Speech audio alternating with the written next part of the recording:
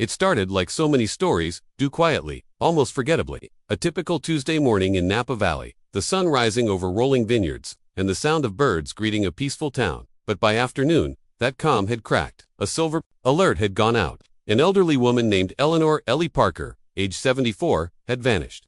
She had last been seen leaving her home off Jefferson Street around 9:30 a.m., wearing her usual light blue cardigan and walking shoes. No car, no phone, just gone. Her family was frantic, the community on edge, and authorities began a race against time. Eleanor wasn't a stranger to the town. People knew her from the farmer's market and the local church. She was the kind of woman who remembered birthdays and baked cookies for her neighbors. Kind, soft-spoken, but in recent months, her memory had begun to slip. Small things at first, where she put her keys, forgetting names she once held dear. A few weeks before she disappeared, her daughter Melissa had quietly spoken to doctors. The word dementia came up more than once, but Ellie never accepted that. She still insisted on taking her morning walks, still wanted to feel independent. That morning was no different. Melissa had stepped out briefly to run errands, assuming her mother would nap or stay seated watching old westerns. But by the time she returned, the front door was ajar. Ellie was nowhere in sight. At first, Melissa thought maybe she had gone for a walk and would be back soon. But as the hours passed, dread took over. When sunset fell and there was still no sign, the silver alert was issued statewide. The community mobilized quickly. Volunteers, neighbors, local police, even drones were sent out scanning the vineyards and surrounding woods. Napa, known for its wine tours and tranquil beauty, suddenly felt different and anxious. Flyers with Ellie's face were posted on poles and shop windows. Social media filled with posts asking for help. Sharing the same photo, Ellie smiling, her silver hair tucked behind one ear, eyes bright despite the soft cloud of confusion that sometimes followed her. As night fell and searchlights cut through the darkness along the walking trails near Big Ranch Road, Melissa held on to a small hope. Maybe Ellie had found shelter. Maybe someone had helped her. But deep inside, fear grew louder. Then in the following 48 hours, the search intensified. Authorities combed through every report, every sighting, every possible lead. A few people claimed they'd seen someone fitting Ellie's description near the vineyards, walking slowly, looking disoriented. But none of the tips led to her. Helicopters buzzed overhead. Search dogs followed scent trails that ended abruptly at gravel paths. Nothing made sense. It was as though she had vanished into thin air. The days were long and heavy with worry. Melissa barely slept. She kept staring at her phone, waiting for a call. Any update? Every time the doorbell rang, her heart jumped. But it was never Ellie. It was friends with food, neighbors offering support, or journalists asking for statements. She tried to hold on to hope, tried to believe her mother would come home. Then, late on the third day, a call came in. A local vineyard worker had spotted something near a drainage ditch just off Big Ranch Road, not far from where Ellie was believed to have wandered.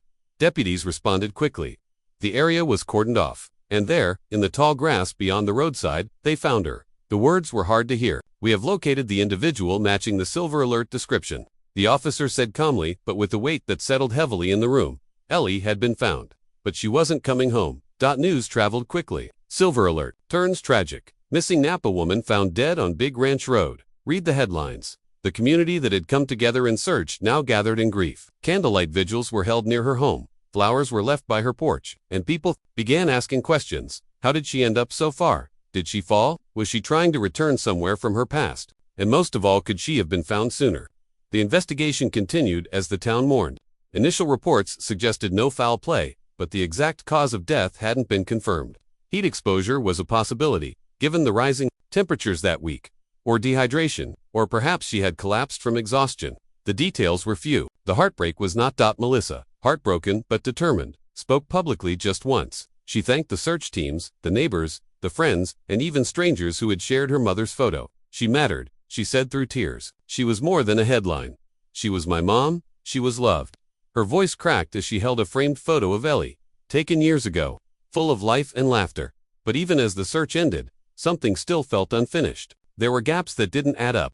A witness who might have seen something but hadn't come forward. A surveillance camera that had gone offline hours before Ellie would have passed by. And questions from the family. Had someone seen her and chosen not to act? Could one more call, one more alert, have changed the outcome? And then came a new details, something small, something barely mentioned in the initial reports. A scrap of paper found in Ellie's cardigan pocket, worn from the elements, the ink slightly faded but still legible. It was a note, handwritten, a sentence that didn't quite make sense, at least, not yet. What did it say? Where did it come from? And what did it mean? The answers may change everything. The note, found tucked deep inside Ellie's cardigan, said only 7 words. I was looking for the red house. No one knew what it meant. Melissa stared at it for hours, reading it again and again, trying to make sense of it. The handwriting was unmistakably her mother's, slightly shaky, written with a black ballpoint pen, possibly on the morning she left. But what red house? And why would she be looking for it? Melissa searched through old photo albums and letters, trying to find anything that might connect her mother to a red house. There were old postcards, notes from friends long gone, pictures of family vacations, but nothing stood out. She even went through her mother's drawers, shoeboxes of keepsakes, old bills, and forgotten trinkets. There were addresses scribbled on napkins, bookmarks with quotes about time, but no mention of any red house. The words started to echo in her head like a riddle she couldn't solve. Meanwhile, authorities were doing their own digging. They traced Ellie's movements the morning she disappeared, but with no security footage and only scattered eyewitness accounts, the trail was thin. The silver alert had gone out fast, but the terrain around Big Ranch Road was wide and unforgiving. Vineyards stretched for acres. Some paths were overgrown. Some trails looked like roads but led to nowhere. If Ellie had taken just one wrong turn, she could have wandered for hours without anyone seeing her. Detective Ruiz from the Napa County Sheriff's Office was assigned to follow up on any remaining loose ends. A quiet, observant man in his early 50s, Ruiz had worked missing persons before, but something about this case lingered with him. It felt unfinished, too quiet. The note made it stranger. Why write something like that? Why take a walk searching for something no one had heard of? He requested the family's permission to go through old medical files, thinking maybe Ellie had mentioned the red house during a hospital or therapy visit. Sometimes people with early dementia confuse memories with places that no longer exist, or never existed at all. But Melissa wasn't convinced it was confusion. She remembered a conversation just a few weeks before her mother vanished. They were sitting outside, sipping tea as the sun dipped behind the trees. Ellie had suddenly asked, "Do you remember the red house near the train tracks?" Melissa had laughed, thinking her mom was talking about an old movie. But Ellie looked serious. "I used to go there," she had said, "before you were born." At the time, it didn't seem important. Just another one of her mother's drifting thoughts. But now, it haunted her. What if the red house wasn't just a memory? What if it was real? And what if Ellie had been trying to find it again? Melissa visited the Napa County Library, pulling up old maps of the area from the 1960s and 70s. She scoured old property records, even reached out to a few longtime locals who might remember old houses that were torn down or repainted. One older man named Jim, a retired postman, remembered something. "There used to be a place like that," he said. Read 2 stories. It sat by the old railway line before the highway cut through. Been gone a long time. He didn't remember exactly where it had stood, but he pointed her toward a stretch of land north of Big Ranch Road. "Used to be wild out there," he said, "before all the wineries moved in." That new piece of information unsettled Melissa. It meant her mother might have remembered more than anyone thought. Maybe she had a specific destination in mind, but why? What could be so important about a house that no longer existed? And how had it stayed hidden from everyone for so long? Back at home, Melissa began replaying her mother's behavior from the past few weeks. There were clues she hadn't noticed before. One morning, she had caught Ellie folding an old dress and saying, "This is for Sunday lunch at the Red House." Another time, she had been looking at a blank space on the wall and smiling. "He said he'd be waiting there," she murmured. When Melissa asked who he was, Ellie had just shrugged. A deeper fear began to settle in. What if Ellie hadn't just wandered off? What if she had been following something or someone only she could see? Detective Ruiz explored another angle. He reviewed cold cases in the area, searching for any past reports that could possibly connect to Ellie's disappearance or the mysterious house. There were a few missing person reports from the 1980s and 90s that remained unresolved. Nothing obvious connected them, but a couple had vanished within a similar radius within walking distance from Big Ranch Road, back when the land was still open farmland. The detective also pulled Ellie's phone records, even though she hadn't carried a mobile that day. What he found was strange. Her home landline had received a call 3 days before she vanished. A number with no ID registered to a payphone, one of the few still standing in a rural corner of Napa. The call lasted only 15 seconds. No one spoke, just static. Melissa never mentioned it because she never noticed. Who still uses payphones in this day and age? When Ruiz mentioned it, Melissa's face went pale. That same night, Ellie had been restless. She had kept walking from room to room, as if preparing for something. She even asked Melissa if she still had her brown walking shoes. "I need them for the Red House," she had said. That phrase again. At this point, the story began to shift from a simple silver alert case into something far more layered. The community still mourned, but now whispers began circulating. Was there something more to Ellie's death than an elderly woman getting lost? Could she have remembered something, an old secret, a forgotten place that pulled her out the door? Melissa decided to visit the stretch of land Jim had described. Most of it had been fenced off, but there were still patches of open space. Vines grew wild in some areas, while others were cleared for construction. As she walked through the field, she tried to imagine what the place had looked like decades ago. Did her mother walk this same path? Was she close to finding what she was looking for? Then, something caught her eye. Hidden behind a collapsed wooden fence was a pile of old stones, what looked like the corner of a foundation. Red paint still clung to the edge of one. Faded, weathered, but unmistakably red. Melissa's breath caught in her throat. Was this it? She turned slowly, scanning the overgrowth, her thoughts racing. There was no one around, only the sound of wind rustling through the leaves. She pulled out her phone to take a photo, and that's when she noticed it deep in the grass, a rusted metal object poking out from the earth. She bent down to look, but before she could touch it, she heard something, a soft crunch, like a footstep behind her. She stood up fast, her heart pounded. There was no one there, or at least, no one she could see. Melissa stood frozen, her breath caught in her chest, her ears searching the silence for another sound. But nothing came, just wind, the long grass swaying. Somewhere nearby, a bird chirped, indifferent to the storm rising inside her. Her eyes darted across the field, scanning for movement, but there was no one in sight. Still, the feeling lingered. That sensation of being watched, of not being alone. She turned back to the rusted object sticking from the dirt. It looked like an old door hinge, maybe part of a gate. Carefully, she knelt and brushed away the grass and dry earth. More red paint, chipped and dull. Beneath it, broken bricks and scattered nails. This wasn't just a fence post, this had been part of a structure. Something had once stood here. Something big, and it was gone now, swallowed by time and vines. But Ellie had remembered it. Somehow, in the depths of her fading memory, she had remembered this place. Melissa pulled out her phone, snapping photos from different angles. Her fingers trembled. The detective needed to see this. Maybe they'd bring ground-penetrating radar, or cadaver dogs. Something told her this place had more stories buried in it. Stories her mother hadn't been able to tell. Back in town, Detective Ruiz had been following a lead of his own. He'd asked an analyst to dig into the phone call from the payphone. It turned out the number had made calls to several people in the county over the past 6 months. All short, all silent. 2 of the recipients were elderly. One of them had passed away weeks later because of death listed as natural. But no one in the family remembered that person having any serious health issues. The other had moved to an assisted living center and, when interviewed, said she didn't remember the call. Could have been a prank, she'd said, but her eyes had flickered strangely when Ruiz mentioned the payphone. He visited the area himself. The payphone was weathered, its glass case scratched, mounted outside an old service station that had closed down years ago. Still connected, still able to make outbound calls. Ruiz stepped inside the booth and looked around. A faded sticker showed emergency contact numbers. Beneath it, someone had scratched something into the metal with a key. It looked like initials, EP followed by a number, 1966. The year rang a bell. He returned to the station and pulled Ellie's old school records. She had graduated in 1966, back when Napa was still a sleepy town and teenagers rode bikes through the vineyards. A local girl, she had never lived anywhere else. So what had happened in 1966 that might still haunt her? Digging deeper, Ruiz found a newspaper clipping from that summer. A fire had broken out near the old railway. Several acres of farmland had been destroyed. One house had burned to the ground. The article mentioned the family living there had been evacuated safely. The family's name, Caldwell. That name sounded familiar. He scanned the records again, and there it was. Ellie's maiden name, Eleanor Caldwell. Melissa hadn't known. Her mother had always gone by Parker, her married name, but the Caldwell name, that was buried in the past. And now it had surfaced again. Ruiz called her and asked if she knew anything about a house fire in 1966. Melissa was silent for a long moment.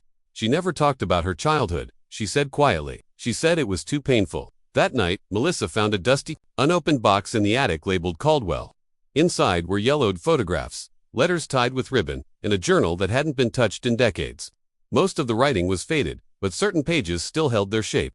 One entry stood, out, August 11, 1966. He said it would be our secret. But secrets don't stay quiet forever. Not here, not near the Red House. Melissa's hands shook as she read the words. The pages hinted at a young love, something forbidden.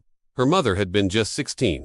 The journal mentioned someone named B, no last name. Whoever he was, he had mattered deeply, and then, nothing. No more entries after August. The fire had come after that. Was that why Ellie had gone back there? To remember him, or to find something left behind?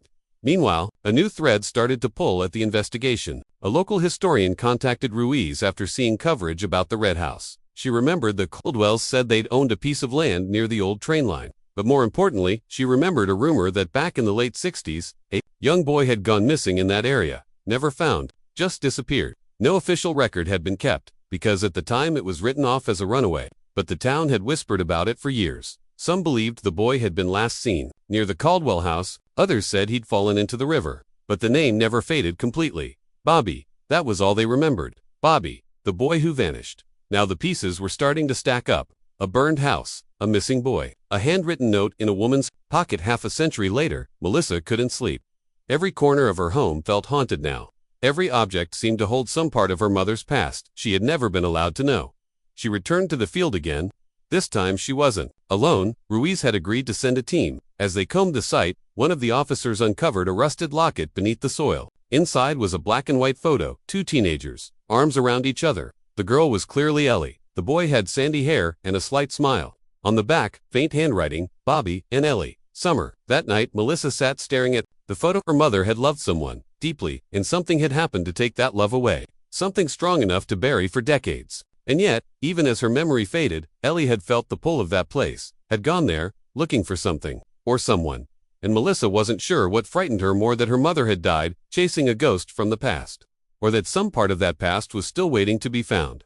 Melissa couldn't take her eyes off the photo. Her mother and the boy Bobby looked so full of life, standing in front of what was clearly the red house. It hadn't been just a memory. It was real. And whatever had happened that summer, it had never truly left her mother. The discovery only deepened the mystery. But it wasn't until the forensic team sent over a new report that things took a darker turn. The locket, old and rusted as it was, had trace amounts of dried blood. Beneath the photo insert, the team couldn't say how old it was, but it was enough to reopen questions that had long been forgotten. Detective Ruiz quietly launched a deeper investigation. If Bobby had gone missing and Ellie had kept his picture all these years, was it possible she knew more than she ever let on? Melissa was torn. Part of her didn't want to believe her mother had carried that kind of secret, but another part, the part that had seen her mother drift into memories of the red house, began to wonder if Ellie had been protecting something, or someone. And then, something unexpected happened. Late one night, Melissa received a message. No name, just a number she didn't recognize. The message read, "You shouldn't be digging. Let her rest." Her chest tightened. She stared at the screen, her heart pounding. She typed back, "Who is this?" But no reply came. Within minutes, the number was disconnected. Ruiz traced it to a prepaid phone bought in a gas station 2 towns over. No name on the purchase, no cameras on file, just another dead end. But it was enough to confirm one thing: someone out there was watching, and they didn't want the truth coming out. Melissa began noticing small things out of place. A light left on that she was sure she'd turned off. A photo from her mother's drawer moved ever so slightly. The back door unlocked when she swore it had been bolted. Maybe she was imagining it: stress, grief, lack of sleep. But deep down, she knew better. Someone had been in the house. She doubled down on research, hoping to find connections that could explain what Ellie had remembered so clearly. One evening, buried in an old high school yearbook from 1965, she found Bobby's full name, Robert Langston. That name triggered something in Ruiz. There had been a Langston family in Napa who sold land around the time of the fire. He looked up the transaction records. Sure enough, Robert Langston's family had transferred their property to a private buyer just months after his disappearance. The buyer, a company called NVM Holdings, which no longer existed. The trail was thin, but Ruiz kept digging. Then came the second twist. The forensic team unearthed something else from the old foundation: Sita tin box, half crushed, buried deep beneath the stones. Inside were folded papers, brittle with age. And in them, a name that changed everything. The papers were a collection of letters, all addressed to E. They were written by Bobby, pages of handwritten words filled with affection, fear, and something else. In one letter, dated just days before he vanished, he wrote, "Your father found out. He says I have to leave, but I won't. I love you. I'll wait by the tracks if I have to. Don't let him scare you." Melissa's throat went dry. Her grandfather, a man she never knew, a man Ellie had only spoken of in clipped, distant tones. And now, suddenly, he was part of this web. A man who may have threatened Bobby, a man who may have played a role in his disappearance. She called Ruiz, her voice trembling as she read the letter aloud. He was already steps ahead. Public records showed that Ellie's father had been a local contractor, known for building homes and fences along the outer vineyards. He had also been involved in a brief land dispute during the summer of '66, claiming damage from the wildfire had cost his family a future inheritance. The red house had stood on that same contested land. Could the fire have been more than just an accident? Ruiz couldn't ignore the possibility.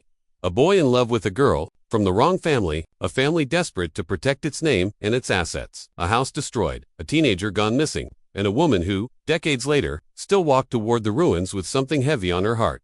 The deeper they looked, the more it became clear that Ellie's walk toward Big Ranch Road hadn't been a confused wander. It had been a return, a final attempt to finish something left undone, but the warning message still haunted Melissa.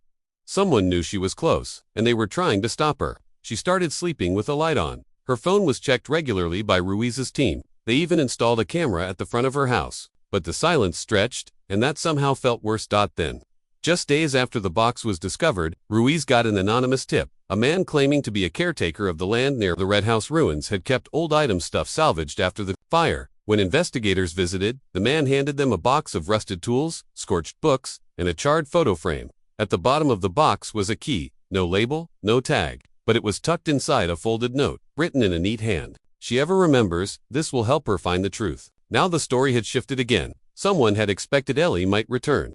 Someone had left that key long ago, hoping it would surface when the time was right. But what did it open? Melissa held the key in her palm that night, staring at it like it might unlock more than just a door. She knew there were more secrets. The Red House wasn't just a place, it had been the setting for something terrible, and her mother had spent a lifetime trying to forget it, or trying to live with it. She looked out the window toward the quiet hills of Napa, her eyes tracing the horizon. Somewhere out there, among the vines and dust and broken memories, the truth was still waiting, but someone else was waiting too, watching, ready to do whatever it took to keep the past buried. Melissa stared at the old key, resting in her hand, its weight somehow heavier than it looked. It was cold, rusted at the edges, and slightly bent, but it felt deliberate, like it had survived for a reason. She had no idea what it unlocked, but she knew she was meant to find it. Somewhere, her mother had remembered just enough to guide her back. Not just to the land, but to the truth. Detective Ruiz arranged to revisit the ruins of the Red House with Melissa. They brought ground maps, search tools, and a team ready to scan the soil again. As they returned to the field, the wind moved differently, faster, colder, more alive. The same patch of ground where the box and locket had been found looked unchanged, but something new was uncovered just feet away, a trapdoor, buried under a layer of vine and loose stones. It was rotted wood, half collapsed, but unmistakable. Ruiz knelt beside it, pried it open carefully. Beneath was a small crawlspace, dry, sealed off, and forgotten for decades. Dust and silence greeted them, but in that narrow, dark hole, they found something no one had expected, a small suitcase. Inside were belongings, old clothes, a cracked wallet, a pocket knife with the initials R.L. Robert Langston. Tucked inside the lining of the case was a second bundle of letters, these ones never mailed. They were addressed to Ellie. Each one spoke of fear, of hiding, of waiting. The last letter was dated 2 days after the fire. They said, I had to disappear, that if I didn't leave, they'd make it look like I never existed. I'm scared, but I trust you'll find me. Melissa felt a tightness in her chest. Bobby hadn't just vanished, he had been forced to, and someone had helped him, possibly even Ellie's own father. Maybe out of guilt, maybe out of control, but the boy hadn't died in that fire. He had survived it, and then, what? Ruiz ran fingerprints from the items in the suitcase. It took a few days. When the call came in, the confirmation hit harder than anyone expected. Robert Langston hadn't died in 1966. He'd lived for years under another name, Michael Devlin. He had settled in northern Oregon in the early 70s, married, even had a family. But in 1992, he was reported missing during a hiking trip. His body was never recovered, and the case went cold. Only now, decades later, did they realize who he really was. The fire, the Red House, the broken love it, had driven him into a new life. And then that life, too, had disappeared. Melissa sat with the news, trying to process the timeline. Her mother must have known he had survived. Maybe not the details, but something inside her had held on. Maybe that's what the note meant. I was looking for the Red House. She hadn't just been looking for a place, she was looking for closure.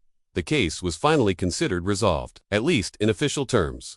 The mystery behind Ellie's disappearance was no longer a puzzle of confusion, but a story of love, silence, and long-buried pain. The land was documented, and the findings were turned over to both families. It felt like an ending until the twist came. A few weeks later, Melissa received a letter. No return address, just a blank envelope slipped into her mailbox.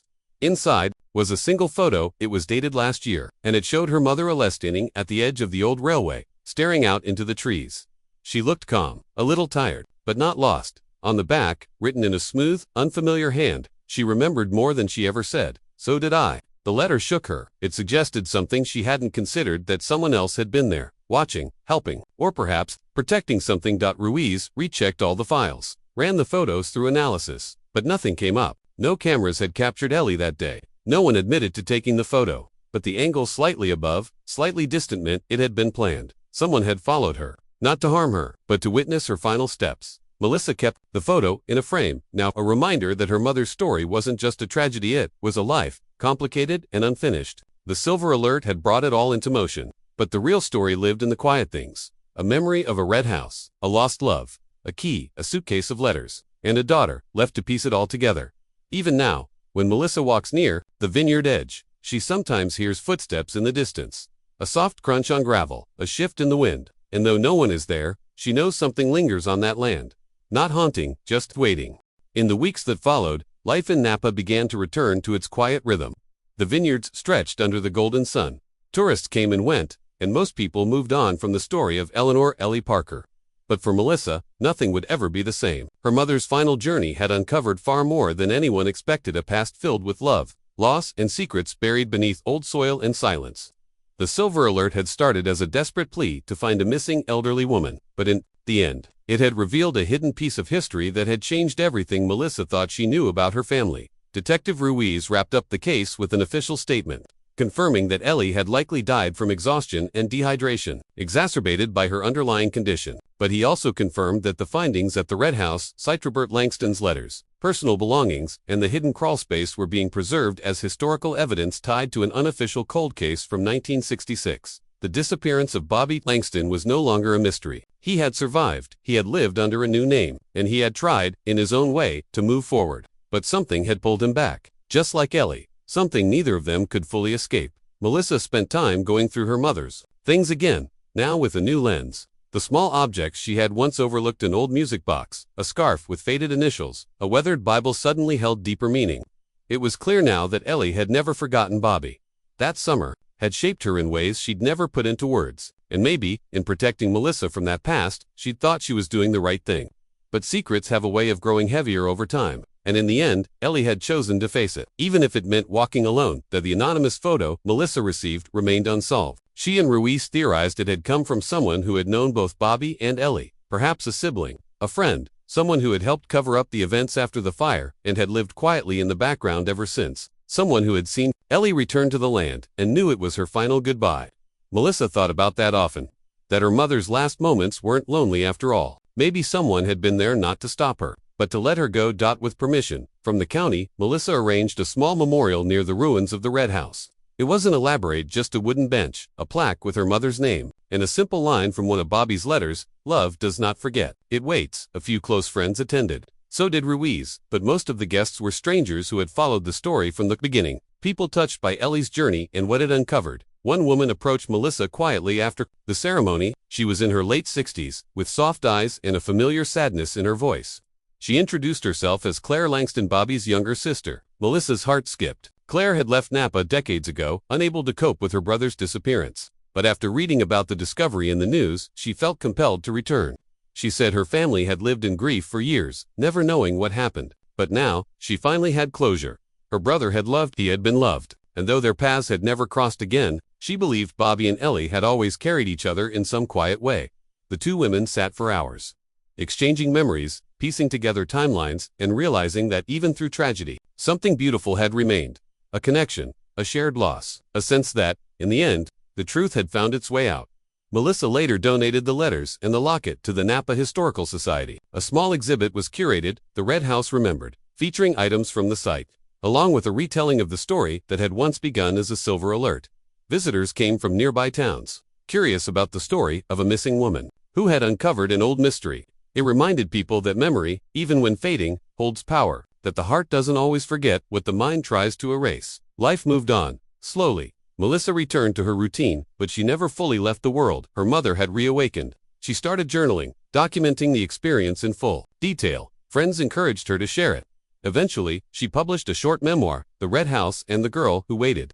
It became a local bestseller, not because it was sensational, but because it was human, raw, real. A daughter trying to understand the woman who raised her. A story about memory, love, and the way the past calls us back when we least expect it.